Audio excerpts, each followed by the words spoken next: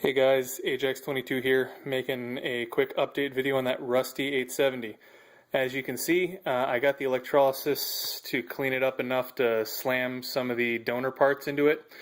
The donor components on this are trigger group, stock obviously, forend and action bars, bolt, and activating plate. So pretty much everything on this except for the receiver, that barrel that's really too nice for this project, and the crusty end cap that I've got. I tried to use the extension, but it does not have threading deep enough. I need to cut it another couple of threads on a lathe before it'll cinch up snug. And I'm kind of having mixed feelings on the tube extension. As much as I like that crude tube extension, it seems to be the case that in California I can file my NFA paperwork and do this as a short barrel shotgun because it's CNR. So if that's an option, I have always wanted an 870 that was a ½ an inch longer. Just saw it off right there. Same length as that old 870 Express from the Kill Bill movie that that Asian assassin girl has. Love the look of that thing.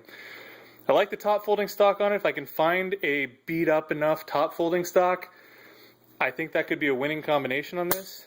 I'm sure there's one out there somewhere. They're not easy to find just as a normal accessory, and to find one in a specific messed up condition is going to be tough.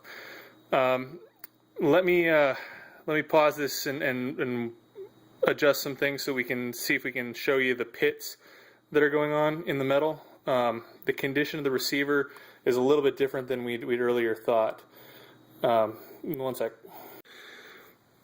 Alright guys, here we are in another room with a little bit different lighting, and you can see that this, like that blood damaged 1991A1, has that, alien blood style rust where it does the deep pits. Must have had some sort of a organic or matter or dirt or something sprayed on it at some point that retained the moisture in contact with the surface in an irregular pattern. This wasn't, buried. It's not that kind of a rust. So something got on this gun. I'm not sure what. Something that held moisture. This rust is different than the other stuff. This one requires you to actually take a mechanical scraper. I use an ice pick and dig each of the pits out. The exterior surface cleans up nice and quick, but those pits, that'll take a week worth of electrolysis versus, 4 to 6 hours on the couch watching various 870 inclusive movies and just sort of enjoying the process. So I opted for the mechanical process. Gun cycles. Does its thing, works, everything moves smoothly. There's a couple of issues that have reared their head inside. Let me see if I can turn the light on here. It doesn't want to. Hold on. Alright, we're back with the light. If you can see, the ejector spring is missing. It broke off when I was doing the cleaning process, which is to be expected. Springs do not like the electrolysis process, so there's a high likelihood that any spring material is going to become brittle and die, especially rusted springs. I mean, there's no way to save that, really. It was kind of a fluke that it was still hanging on there. So I'm gonna have to get one of those and rivet it in. I need to get the retention bars, the two that go in the sides here, on each side. In the bottom, I'm going to need to figure out exactly what internals I'm missing from the other trigger group.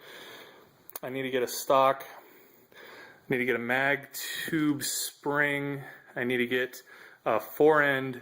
I need to get the nut that holds the forend onto the action tube. And I need to track down a barrel that is a little uglier. This is just too pretty for this gun. I mean, it really is. The contrast is just jarring. even if this didn't have that Mark I wood and that, yeah, it's just too printy. You can't have that next to each other. Doesn't work. But yeah, it's together. It does its thing. It's an 870. These are great guns. They just hold up to all kinds of abuse. Yeah, if I can find a trashed bolt, I'd prefer not to have a super shiny bolt sticking out of that. It's another one of those jarring things, but I don't know that that's going to be available, so might have to make do. Yeah. Oh, I also need to get pins. These pins are out of the other gun. Yeah. Not a bad project. I'm surprised how fast it's cleaning up. There's still probably another 3 hours, I would say, of cleaning pits. The inside of the mag tube is still dirty. I'm going to have to clean that up. And then, you know, some decisions are going to have to be made regarding the whole NFA short-barreled shotgun CNR in California thing.